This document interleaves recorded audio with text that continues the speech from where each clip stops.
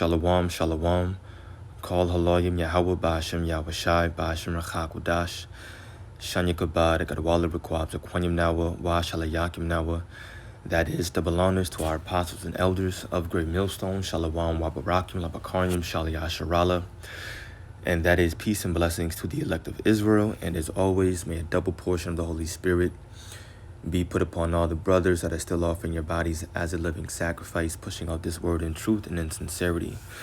So this video is going to be entitled either From Captives to Rulers or From Captives to Kings. And what I want to do basically is make an exhortation video, just a video to continue striving for this truth unto death, knowing the reward that's coming unto us. Obviously, right now we are still in the land of our captivity, but we know according to prophecy and the promises made to us by our God, Yahweh, Bashim Yahweh, our power, that we will eventually be kings. We will be rulers, and that's one of the many things to look forward to with the changing over of our bodies. And of course, number one, salvation, deliverance from the second death. But from captives to rulers, I want to speak on that, grab two stories and then some supporting precepts. So I pray that this video is edifying and uplifting and encouraging to the elect. So Daniel, the second chapter, what we're going to do is just sum up and then read these last four verses. So obviously, Daniel and Shadrach, Meshach, and Abednego, right here, main characters in this story. They were led into captivity under the Babylonians. And then Nebuchadnezzar had a dream. He had a dream and called in his wise men, and they weren't able to interpret the dream for him and tell him what it meant. And eventually, they called in Daniel. I believe that's in the 25th verse. So we'll read that.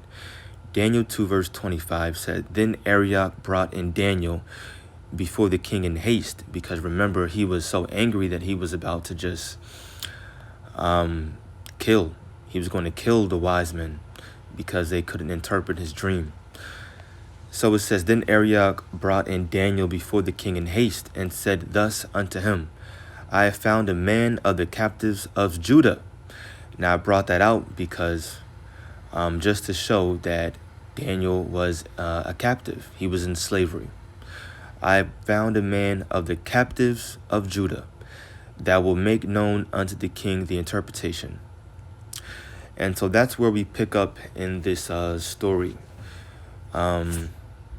So Daniel chapter 2, of course, when you read the story, we should all know exactly what this image that Nebuchadnezzar seen and what it represents, especially today as it relates to prophecy with those toes.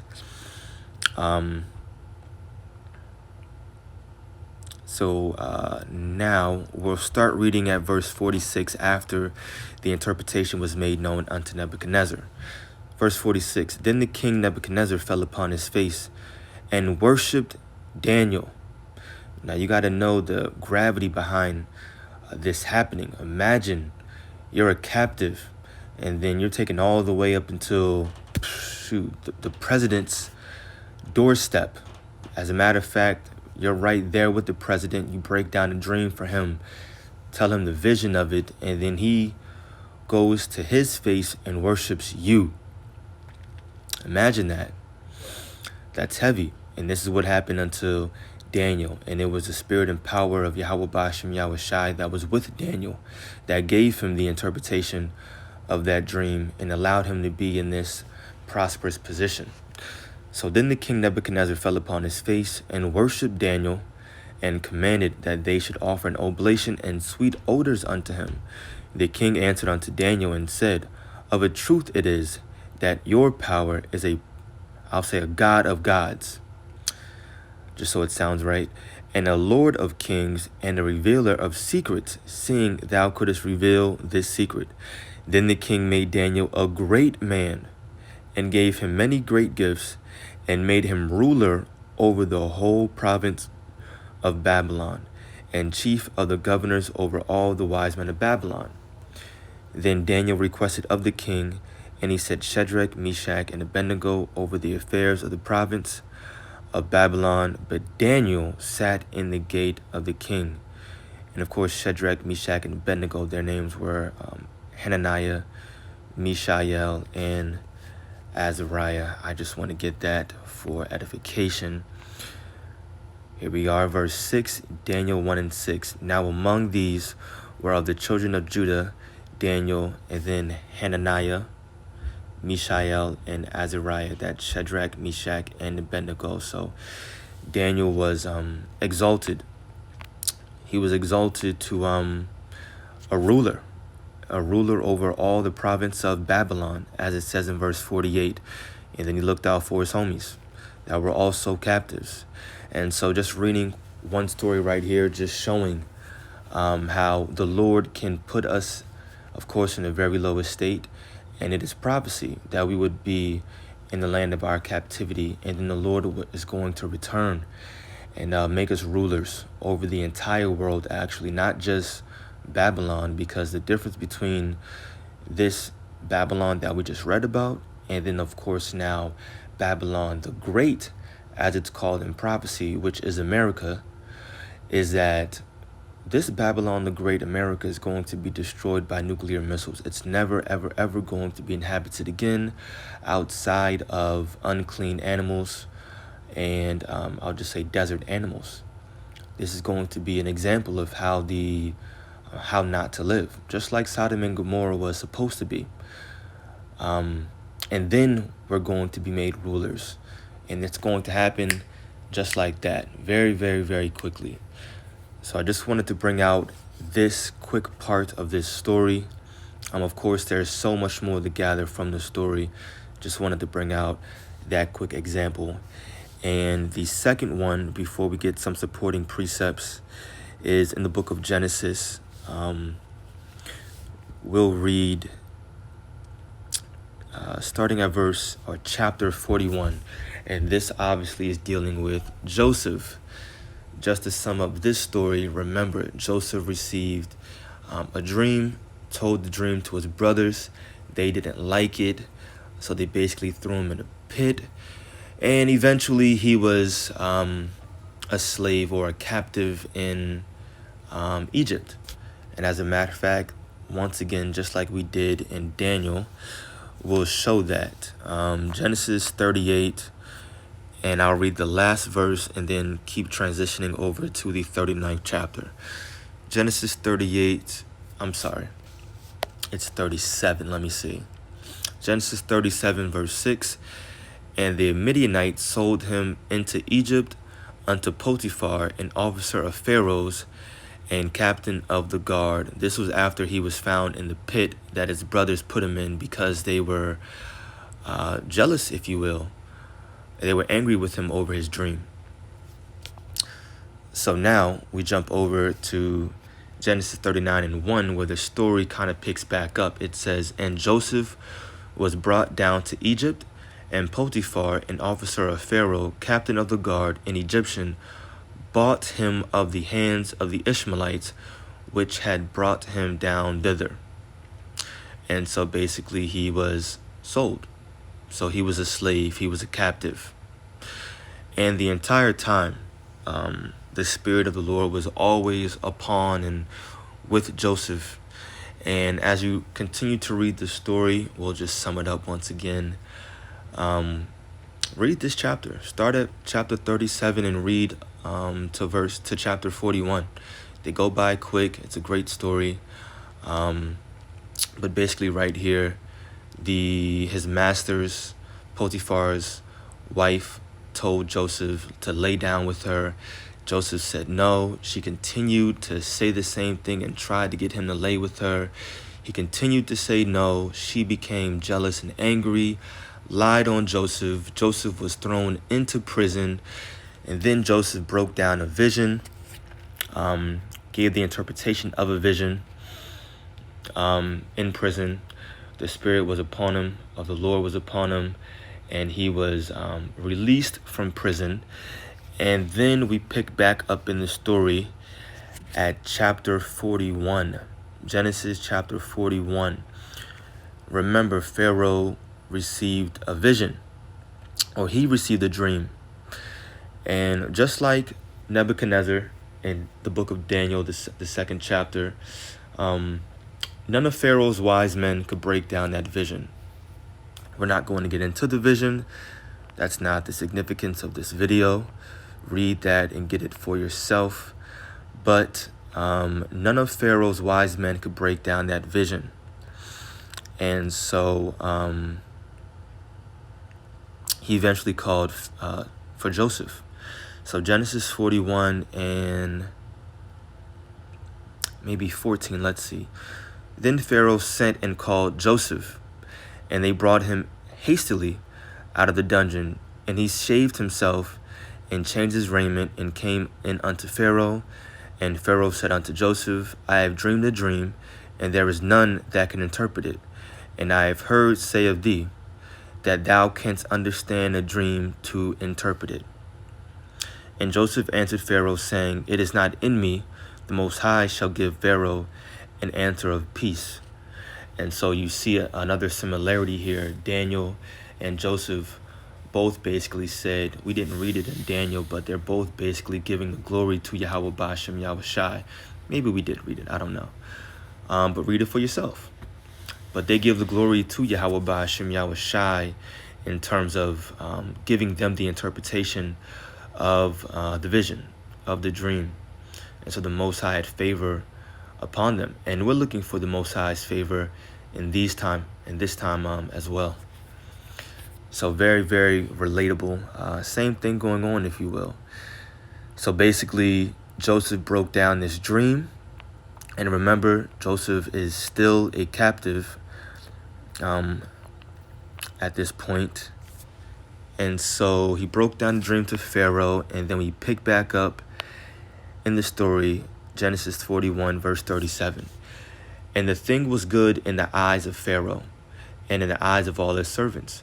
And Pharaoh said unto his servants, Can we find such a one as this is, a man in whom the Spirit of the Most High is? And Pharaoh said unto Joseph, Forasmuch as the Most High hath shewed thee all this, there is none so discreet and wise as thou art. Thou shalt be over my house, and according unto thy word shall all my people be ruled.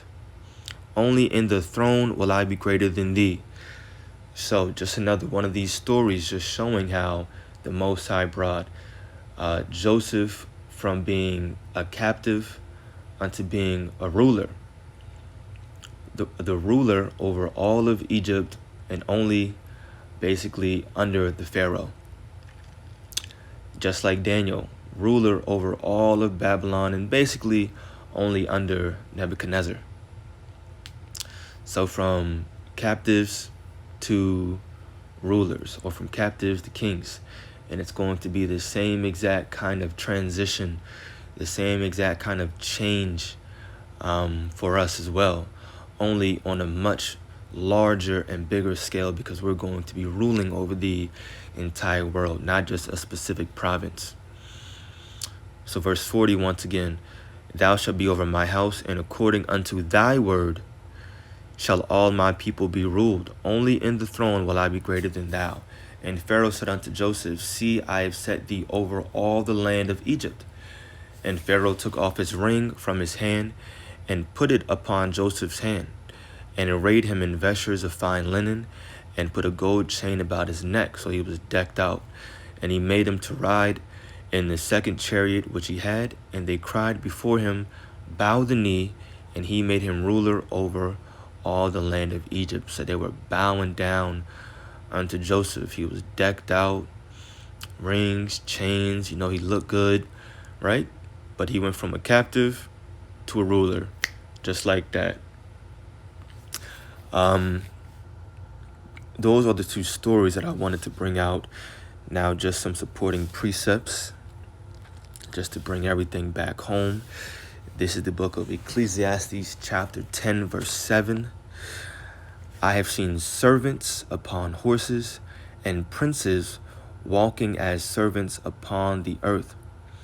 The servants that are upon horses represents this high seat that Esau, Edom, is in right now. He is the true servant. But right now, the Most High has him in a position of rulership. He's been given the earth. The earth is given into the hand of the wicked. The wicked is Esau, Edom. The self-proclaimed white people today, their true nationality are Edomites, and they are truly servants. The rest of the phrase says, and princes walking as servants upon the earth. And the princes are represents the nation of Israel, specifically the men. But right now we're servants, and we're going to be changed out of this estate. And this is one of the things that we're really, really looking forward to. The changing of our bodies, not sinning anymore, truly being in a righteous state, being able to serve our power, the way we really, really want to be, the new covenant being established and being put, the laws being put in our minds. And this is going to come with dominion and rulership and us being sovereign.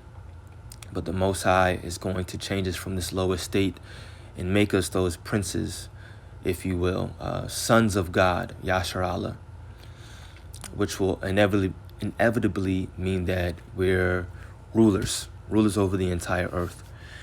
I'm also going to grab the book of 1 John, one of my favorite verses right here. 1 John chapter 3, verse 2, it says, I'll start at verse 1. Behold, what manner of love the Father hath bestowed upon us, that we should be called the sons of God, princes, sons of God.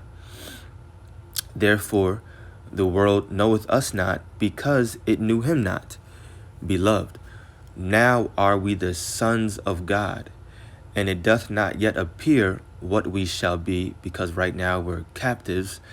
And to the world, of course, they view us as nothing more than just people like them, especially our people. They just see us out there teaching. They think we're just another quote-unquote black person out there, just out there because we're angry, mad at the so-called white man. No. We're prophets of Yahweh Bashem Yahushai. Lord's will, if we strive for this truth unto death, and we're going to be ruling with Yahushai. We're hoping to be a part of the elect, made rulers over the entire world. So it says, it doth not yet appear what we shall be, but we know that when he shall appear, we shall be like him, for we shall see him as he is. It's probably my favorite verse right there. 1 John 3, verse 2. From captives to rulers. And then the last precept I'll grab is the book of Ecclesiasticus, or Sirach, chapter 10, verse 8. Because of unrighteous dealings, injuries, and riches got by deceit, the kingdom is translated from one people to another. And we know that Esau, Edom, is the end of this current world, meaning the end of this age, this current time that he's been giving to rule over the earth. So Esau, Edom is going to be the end of the world, and Jacob, meaning the Israelites, are the beginning thereof, or the beginning of it that followeth. And that represents this translation of power. The world, the earth being put into the proper hands of a people that can righteously rule.